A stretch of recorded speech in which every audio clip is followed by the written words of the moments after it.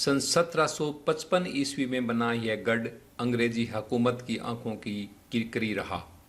इसी गढ़ के एक शासक ने तुंगा युद्ध में मुकाबला कर जयपुर राज्य की स्वतंत्रता व प्रजा को महादजी सिंधिया के कोप से बचाने के लिए वीरता प्रदर्शित करते हुए अपने प्राणों की आहुति दी थी।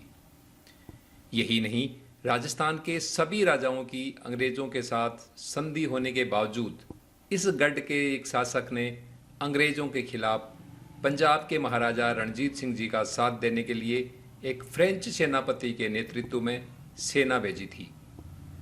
इसी किले के शासकों ने अंग्रेज शासित बहल सहित कई गांवों को लूट लिया था। जी हाँ, हम बात कर रहे हैं शेखावाटी के एक महत्वपूर्ण ठिकाने बिसाऊ के इतिहास की।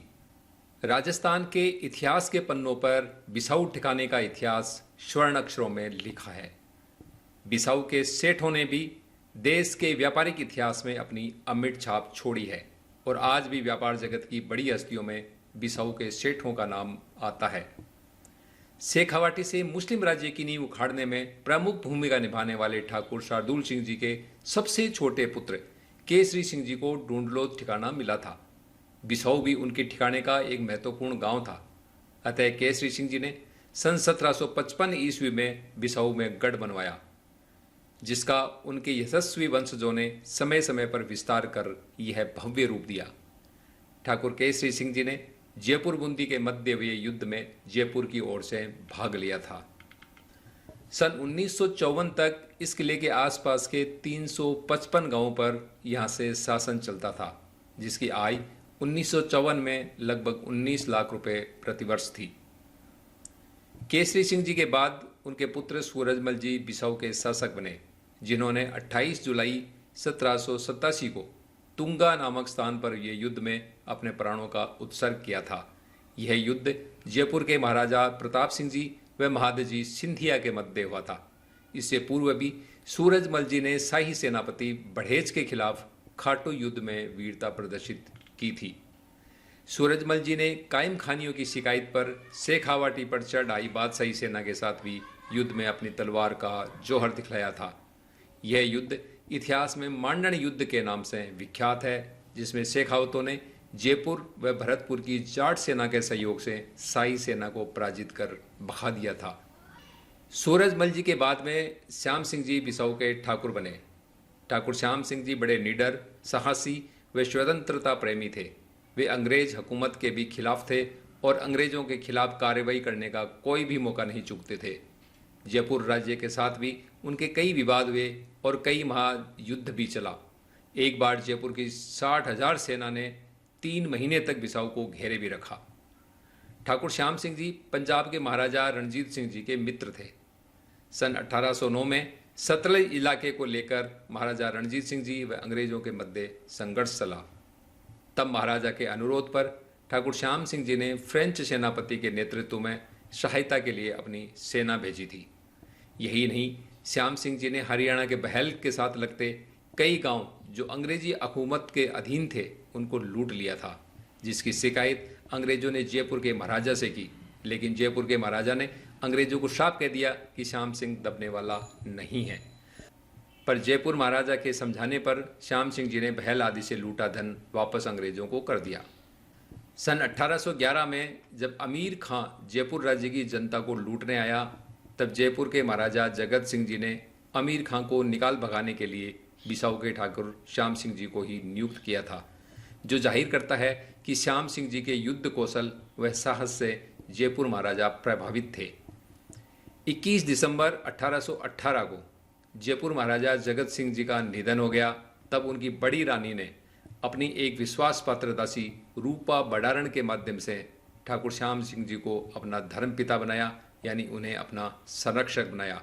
जो ठाकुर श्याम सिंह जी की उस समय की का जो उनका महत्व था उसको समझा जा सकता है। ठाकुर श्याम सिंह जी के बाद हमीर सिंह जी, चंद्र सिंह जी, जगत सिंह जी, बिशन सिंह जी और रघुवीर सिंह जी बिसाऊ के शासक रहे। ठाकुर हमीर सिंह जी ने बिसाऊ की उन्नति के लिए कई बड़े बड़े सेठों को मुफ्त जमीन देकर बिसाऊ में बसाया, ताकि बिसाऊ में व्यापार बढ़े और राज्य तरक्की करे। ठाकुर चंद्र सिंह जी ने बिसाऊगढ़ में चंद्र महल बनवाया, जो देखने लायक है। ठाकुर बिशन सिंह जी को सन 1938 में जयपुर के महाराजा मान सिंह जी ने रावल की पदवी दी और अगले ही वर्ष उन्हें लेफ्टिनेंट कर्नल की उपाधि से विभूषित किया। रावल बिशन सिंह जी ने अपने जीवन काल में ही सन 1939 में बिसाऊ ठिकाने का शासनाधिकार अपने पुत्र रघुवीर सिंह जी को दे दिया। इस अवसर पर उन्होंने माल निकासी व नील पर लगने वाली जकात यानी कर को माफ कर दिया और किसानों का बकाया लगान और ठिकाने की जितनी भी लागबाग थी वो सारी की सारी माफ कर दी, यानी ठिकाने द्वारा जो कर वसूले जाते थे वो माफ कर दिए।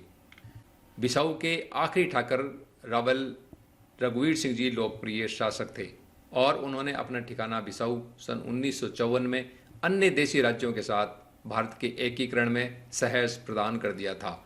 रावल रघुवीर सिंह जी जयपुर की सेना में अधिकारी रहे और वे एक बहुत अच्छे शिकारी थे। देश की आज़ादी के बाद रावल रघुवीर सिंह जी ने 1952 में रामराज्य परिषद के बैनर पर विधानसभा चुनाव लड़ा और विजयी रहे। सन 1962 में भी आपने स्वतंत्र दल के बैनर पर मंडावा विधानसभा क्षेत्र से चुनाव लड़ा और विजयी रहे। सन 1767 में स्वतंत्र दल की टिकट पर ही आप खेतड़ी विधानसभा क्षेत्र से निर्वाचित होकर विधानसभा पहुंचे।